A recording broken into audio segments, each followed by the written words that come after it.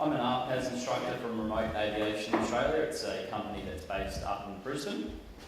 And today I'm going to be looking at some practical applications for drones in the agricultural industry.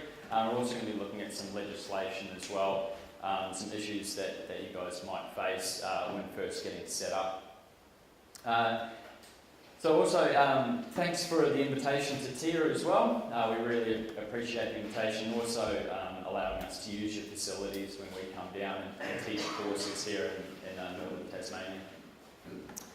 So a bit of background. My background's in manned aviation. I'm a commercial pilot and a flight instructor up in Brisbane, and so are my two colleagues as well, Ryan and Andrew, who aren't here today.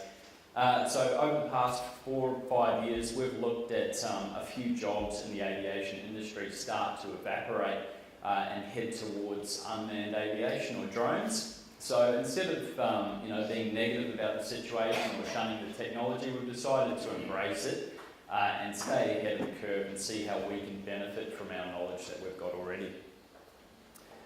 So the unmanned aviation industry is set to grow over the next 2 years. A CASA spokesperson recently said that by 2020 they're expecting the amount of commercial applications to CASA to grow by 500%. So there's a huge amount of growth in the industry. And PricewaterhouseCoopers values the global commercial drone market at $127 billion. So we're no longer talking about toys that you get for Christmas that kids fly in the park. We're talking about some serious equipment here where a lot of money is about to be moved around. So drones, or RPAS, which is Remote Aircraft Systems or Remotely Piloted Aircraft Systems, are really dominated mostly by multi-rotors, so the phantoms that you see up to heavy lift equipment with multiple electric engines holding the payload up there. That's about 80% of the industry. The other 20% is looking at traditional helicopters that are still, remotely piloted, and also fixed wing as well, which our company, Remote Aviation, is really excited about embracing in the future will be the fixed wing application. So RPAS, or systems, are mostly being used in New South Wales at the moment. They've got the biggest share of them, followed closely by Queensland and Victoria, showing us really that there's a big market for it in Tasmania, where maybe some of the industries down in Tasmania haven't fully embraced the technology yet. It's pretty hard to read here, but basically this is a breakdown of what PricewaterhouseCoopers values the drone industry at. Here we've got agriculture making up $32 billion of the industry. The one above that is infrastructure at $45 billion, but I see a bit of an overlap between the agricultural side of it and the infrastructure side, where the two sections sort of meet each other. So I think that value of $32 billion is probably a little bit higher than that. So getting started, a lot of people come to us, they've already bought their drone, so they've gone out and bought a Phantom. They've really enjoyed flying it around, they've got pretty good at taking pictures, and then they come to us and say, how can we make money from this? What we like to do is reverse that thinking. So initially identify what part of the market you want to do, whether it's aerial photography, inspection, or how it's going to be an advantage to the current business that you have. Then identify the equipment that's needed to carry out that job. Once you've looked at the equipment, then identify the certification, if any, that's required for you to carry out that operation. So the first one that most people get involved with is aerial filming or photography. The pros to this, it's a really low barrier to entry, so meaning that you can go out and buy a piece of equipment probably worth about $1,200 and start producing videos like this. So a 13-year-old kid down the road could easily make this, have it up on YouTube and start to advertise their business. So it's really accessible. The cons is, obviously, it's a competitive market, everybody can do it. The profits are going to be lower because of how competitive it is. And the need to differentiate yourself from other competitors. So having a really good, unique selling point that puts you above your competitors. The other type of application is aerial mapping or survey work. The amount of or the market share hasn't really evolved yet to what it could be. It's a really high growth market. And a reason for that, I think, is because people get scared away by the technology. One, the price of the technology, and also the complexity of the software. To actually make a volumetric survey like what we're looking at here, initially it looks like you probably need a PhD to try and figure out how to use that software. It's really simple. If you can compose a Word document on your computer, you could probably operate that software. So it's really becoming quite accessible. The cons to it is that it does become a bit more complex with the equipment that you need to carry. To get this really accurate, you probably need some ground control points. So that means actually going out to the site and getting the drone to fly a little bit more accurately than just off its own GPS. And obviously the cost of that's going to be a bit greater, okay, buying that equipment. But also paying for a subscription to a third-party processing service. The other one, inspections. It's a really broad market at the moment, and the equipment cost is scalable, which means that you can start off with a really, really basic drone. Something worth around about $2,000 could easily produce these images. Okay, you can get a $2,000 drone at the moment with a 20 megapixel camera that's easily going to be able to pick up detail like that from a few meters away.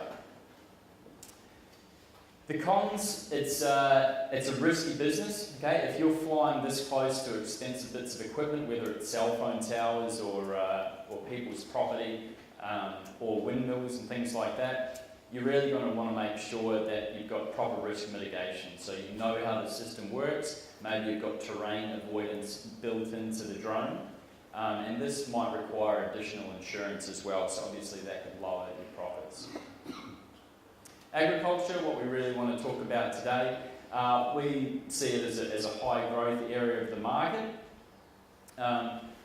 What we're really looking at is capturing data. Okay, there's other sides of agriculture where we can start spraying crops and things like that, but we're really looking at getting repeatable data. So farmers starting to get a historical database of how well certain paddocks or areas of their farm are performing over time.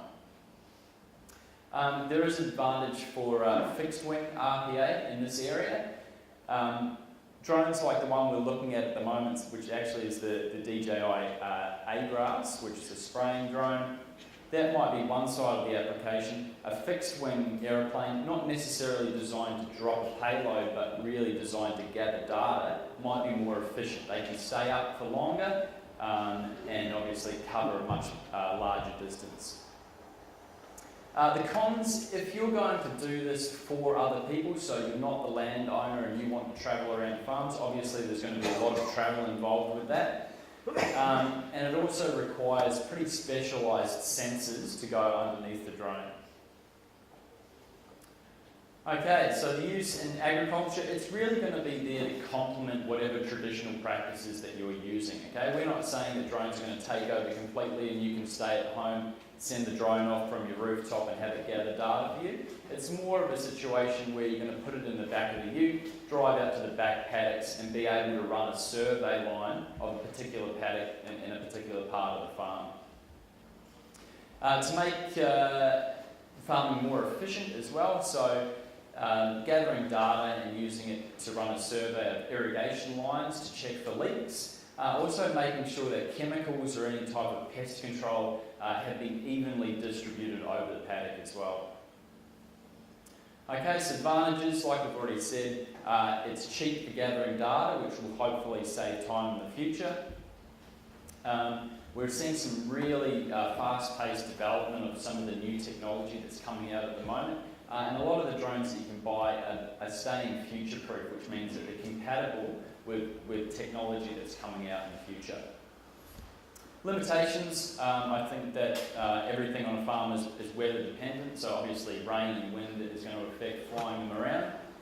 The data processing time, so once you've run a survey, you end up with a huge amount of data. So whether you're doing it yourself or you're paying for a subscription for a third-party service to process that data, it's going to take a while, and especially if you're using third-party software services, you're going to need a really good internet connection as well. Okay, the size of the data that you're getting from running a survey is going to be in the gigabytes. So perhaps one paddock being, a file size of 10 gigabytes, which is going to be a lot to have it processed online. So at the moment, there are some really good online processing services. The other alternative to that is to actually go out and build or buy your own processing equipment. So that would be a new computer, which means that's a new set of skills as well that the farmer or the user is going to have to learn.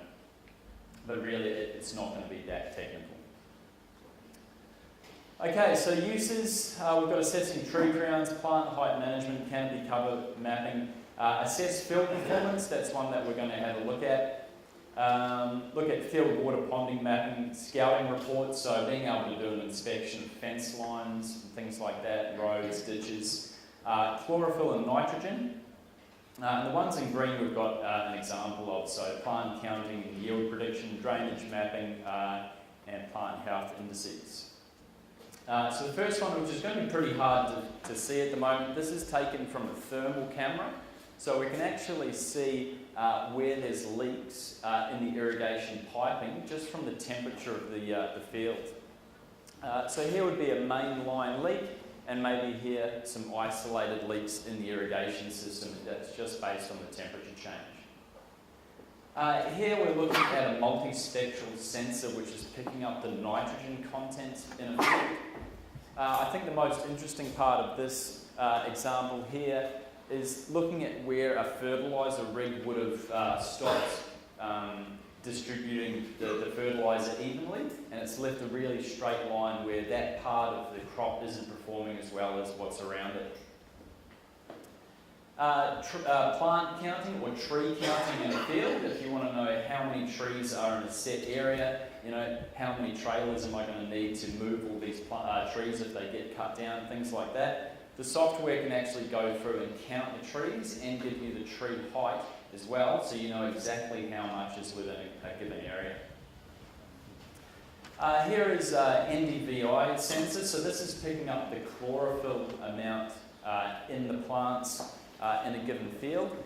These red areas here, so those are silos, this is going to be water tanks, that looks like a shed. The rest of the area, the green area, you can see the health of the plant just by the amount of chlorophyll that's in the leaves. This is contour mapping. So what we've got is a picture of the same paddock on both spaces. This one here is showing the height or the elevation of the field and represented in hypersymmetric tint. So we've actually got a legend there or a key showing the colour change. Each colour change there is 1 foot. So we can see a really minute change in the elevation of the field. And if that's a little bit hard to interpret, what we can get is actually contour lines running through these ring paddocks here. So from the naked eye, that might look like a totally flat surface, but here we can see an elevation change of up to 20 feet from one side to the other. Okay, so the workflow process, how do we actually do it? Well, we've got to go out and capture the data, which means that we've got to fly the pattern using the relevant sensor. To fly a pattern, what we use is some Waypoint software. So essentially this type of software is available for free through DJI and other places. There are more expensive ones where you'd have to pay for a subscription, but basically it's just waypoint planning. You can get your iPad and just jot in the points that you want it to fly over, you launch it, let it go, and it flies the survey for you, totally autonomous. Process the data, so that's what I was talking about, either having a third-party processing service or your own computer for processing the large data files, and then analysing the data, okay? So it's only useful to us if we can actually interpret what it's telling us. If we start a historical database, then it's going to be easy to look at field performance from season to season. Okay, so how do you pick the right RPA for your farm or for your commercial operation? First, you've got to start with the sensor. Okay, the sensor meaning the camera or the payload that actually hangs off the RPA. Okay, an RPA doesn't make money from just flying around, it makes money from whatever it's holding. The piece of equipment that's hanging off the bottom is the important part. So work out what type of sensor you want, and then look at the capability of the remotely piloted aircraft system. So how heavy is the payload? How much battery time do I need? How long do I need to stay in one point? And how far do I need to travel to get the appropriate data? Then once you've come up with that, you're probably going to come up with a few alternatives for different pieces of equipment. So then price is going to play a part in which one you decide to go with. So the types of sensors. We've got visual, so that's just image and video, so a basic camera, so for doing inspection, but also for doing surveying and volumetric surveys as well. We've got multispectral, so that's when we're starting to look at the nitrogen content or the chlorophyll content, so that's the NDVI. We've got thermal, like we saw before, really good for looking at water leaks, but also for pest control and anything where we're going to have a temperature change throughout a field. We've got LiDAR, which is an airborne laser system, which is good for doing volumetric surveys, but it's going to be far more accurate than what your normal stock standard camera can be. And then we've got the hyperspectral, so those sensors that are actually used for looking at the chemical composition of the soil. So the last two obviously being the most expensive type of sensor. And with LiDAR as well being the heaviest, we need a heavy lift drone to be able to carry the LiDAR around. Okay, so the essential capabilities, we've talked about the payload weight, we've talked about the flight time and the area that we're flying over. So something that we haven't mentioned is the launch and recovery system. So like we just saw on that video before of someone launching a fixed wing, that might not be a good option if what you're thinking of is putting the RPA in the back of the ute and driving around the paddock. That's going to take 20 minutes to set up, and you're going to have a relatively large area. So if your operation is in a heavily wooded area, so maybe you're counting trees or looking at the height of trees and how much they've grown, you're really going to want that vertical takeoff and landing capability because you're not going to have the room to land a fixed wing RPA. Okay, so the price. To really get into the market with a multi-rotor, you can get a very, very capable piece of equipment for about $2,000 these days. Okay, so the Phantom series, which is probably the most popular, what you've seen flying around in parks, kids get them for Christmas. They're starting at the moment, the most basic one for around $650, going up to about $2,500. We've got the 3DR Solo, which is sub 2 kilos. That's going to be important in a second. That's really the smallest drone that we can start adding something different than a camera to, so we can add the multispectral sensor to it. Then we've got the Inspire range. They go up to about $10,000. We're going to have one on display as well today. Then you go through your heavy lift multi-rotors, so the DJI M100 through to the M200. And then up to the A-Grass, where you're really looking at starting to spend, over $15,000 on it. With fixed wing, like we said before, they're more efficient. They can stay up there for longer and they can cover a larger distance. But you're really looking at about $8,000 for the most basic entry-level fixed wing RPA. We expect this price to come down over the next couple of years as people start to realise that there is a huge benefit to using the conventional fixed wing remote control system. Okay, so this is the second most popular question that we get asked as a flying school or a training provider. The first one is, how do I make money from a drone? The second one is, do I need a license to do it? So the answer is no. Okay, so if you are operating a drone that weighs less than 2 kilos in a commercial operation, you are operating in a category what's known as the excluded RPA.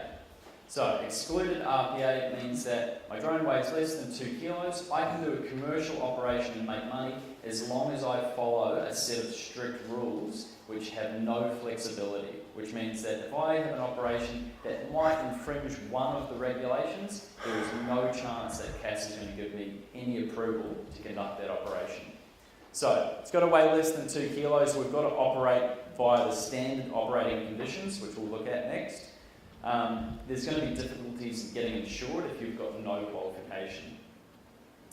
Okay, and we'll look at landholder requirements as well. Standard operating conditions, so not flying at night, no operations within 30 metres of people, visual line of sight, so we can't fly to the paddock next door, we've got to be able to see the drone at all times. No flying closer than 3 nautical miles to a controlled aerodrome, not over emergency service operation and more. Becoming certified, that's going to be able to change those conditions a little bit. If we choose to go to the excluded RPA, which means we're operating sub 2 kilo, we've got 3 steps. You've got to get an aviation reference number, so that's just online through CASA. You've got to notify CASA 5 days before your first flight, and that's a one-off. Okay, you just notify them once, and then you don't have to continue doing that. And then get insurance. If you can't get that, getting an REPL is going to help. Okay, so there's 2 parts to becoming certified. 1, you get a pilot's license, so your REPL, and then 2, the business has to get an operator certificate. So the company that I fly for up in Brisbane, a charter company, I've got a commercial pilot's license. The company has its operator certificate, which is exactly the same for the drone operation, which means that one operator certificate can employ a whole band of pilots, but they all need to have REPLs individually. Okay, so to obtain the operator certificate, you've got to apply to CASA. You've got to write your own operating manuals and procedures. Now that scares a lot of people off, but CASA's given us a really generic operator's manual to start with, and then you can just make your own little changes. So if you want to fly at night, you tell them how you're going to manage that risk, and then they'll say, okay, this is the proposal for how I'm going to fly at night, and they'll approve it. To get your REPL, we can do that. We're a CASA approved training organisation, and we can do it in 2 parts as well. So we can either do a 5-day full-time course where we teach all the theory face-to-face and then do your 5 hours of flight training, or we can give you access to our online training portal. You can do all the theory yourself, come in on the weekend, do your 5 hours of flying, pass the exam, and get an REPL. Okay, that's the end of the presentation. Thanks very much for listening. Any more information, just go to our website, remoteaviation.com.au.